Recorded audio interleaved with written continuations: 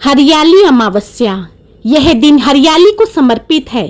सावन महीने के कृष्ण पक्ष की अमावस्या को हरियाली अमावस्या के नाम से जाना जाता है। मान्यता है कि इस दिन पौधारोपण करने से हमारे पितरों के मन को शांति मिलती है और सनातन धर्म में वृक्षों को देवताओं के स्वरूप माना जाता है। हरियाली अमावस्या के दिन पीपल के मूल भाग में जल दूध चढ़ाने से पितृ तृप्त होते हैं तथा शाम के समय सरसों के तेल का दीपक जलाने से शनिदेव शांत होते हैं। इस दिन सुबह जल्दी उठकर विधि विधान पूर्वक भगवान शिव और माता पार्वती की पूजा करनी चाहिए। सुहागन महिलाओं को सिंदूर सहित माता पार्वती की पूजा करनी चाहिए और सुहाग सामग्री बांटनी चाहिए।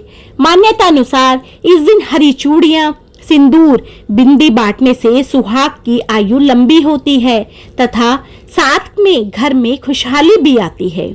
इस दिन पवित्र नदियों में स्नान के बाद ब्राह्मणों और गरीबों में यथाशक्ति दान दक्षिणा करना चाहिए। हरियाली अमावस्या के दिन पीपल और तुलसी के पेड़ की पूजा करनी चाहिए। पीपल के वृक्ष की परिक्रमा भी करनी चाहिए तथा मालपुए का भोग लगाना चाहिए। इस दिन कई लोग उपवास भी रखते हैं। इसके बाद शाम को भोजन ग्रहण कर व्रत खोला जाता है। अब हम सुनेंगे हरियाली अमावस्या व्रत कथा। बोले शिव शंकर भोलेनाथ की जय, माँ पार्वती की जय। एक समय की बात है, एक राजा अपने महल में अपने परिवार के साथ सुखपूर्वक निवास किया करता था। उसका एक पुत्र था जिसकी शादी हो चुकी थी। राजा की पुत्रवधू ने एक दिन रसोई में मिठाई रखी हुई देखी तो वह सारी मिठाई खा गई।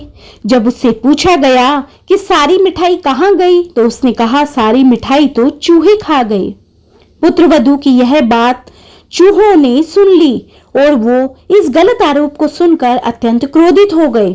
इसके बाद उन्होंने राजा की बहू को सबक सिखाने का निश्चय कर लिया। कुछ दिनों के बाद महल में कुछ मेहमान आए। चूहों ने सोचा कि यह तो अच्छा मौका है राजा की पुत्रवधू को सबक सिखाने का। बदला लेने के लिए चूहों ने बहू की साड़ी चुराई और उसे जाकर अतिथि के कमरे में रख दी। जब सुबह सेवकों और अन्य लोगों ने उस साड़ी को वहां पर देखा तो लोग राजा की बहू के चरित्र के बारे में बातें करने लगे। यह बात जंगल में आग की तरह पूरे गांव में फैल गई। जब यह बात राजा के कानों तक पहुंची तो उसने अपने पुत्रवधू के चरित्र पर शक करते हुए उसे अपने महल से निकाल दिया। राजा की बहू महल से निकलकर एक झोपड़ी में रहने लगी और नियमित रूप से पीपल के एक वृक्ष के नीचे दीपक जलाने लगी। इसके साथ ही वह पूजा करके गुड़धानी का भोग लगाकर लोगों में प्रसाद वितरित करने लगी। इस प्रकार कुछ दिन बीत जाने के बाद एक दिन राजा उस पीपल के पेड़ के पास से गुजरे जहां उनकी बहू हमेशा दीपक जलाया करती थी। इस दौरान उनका ध्यान उस पेड़ के आसपास जगमगाती रोशनी पर गया।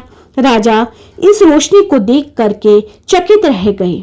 महल में वापस आने के बाद उन्होंने अपने सैनिकों से उस रोशनी के रहस्य का पता लगाने को कहा। सैनिक राजा की बात मानकर उस पेड़ के पास चले गए। वहां पर उन्होंने देखा कि दीपक आपस में बातें कर रहे थे। सभी दीपक अपनी अपनी कहानी बता रहे थे। तभी एक दीपक बोला, मैं राजा के महल से हूँ। महल से निकाले जाने के बाद राजा की पुत्रवधू रोज मेरी पूजा करती है और मुझे प्रज्वलित करती है। सभी अन्य दीपकों ने भी उससे पूछा कि राजा की बहू को महल से क्यों निकाला गया तो उसने बताया कि एक दिन उसने मिठाई खाकर चूहों का झूठा नाम लगा दिया। इस पर चूहे नाराज हो गए और राजा की बहू से बदला लेने के लिए उसकी साड़ी अतिथि के कमरे में रख गए। यह सब देखकर राजा ने उन्हें महल से निकाल दिया। यह सब सुनकर सैनिक भी हैरान रह गए और महल में वापस आकर उन्होंने राजा को पूरी कहानी सुनाई। यह सुनकर राजा को अपनी गलती का एहसास हुआ और उसने अपनी पुत्रवधू को महल में वापस बुला लिया। इस प्रकार पीपल के पेड़ की नियमित पूजा करने का फल राजा की बहू को मिला और वह अपना जीवन फिर से आराम से और पूरे मान सम्मान के साथ व्यतीत करने लगी। तो बोले शिव शंकर भोलेनाथ की जय, पार्वती माता की जय और पितृ देवता की जय। तो हे भोले बाबा, जो भी कोई इस कथा को बोल रहा है, जो भी कोई सुन रहा है, आप उन सब की मनोकामनाएं पूर्ण करना। हर हर महादेव। जय शिव शंकर।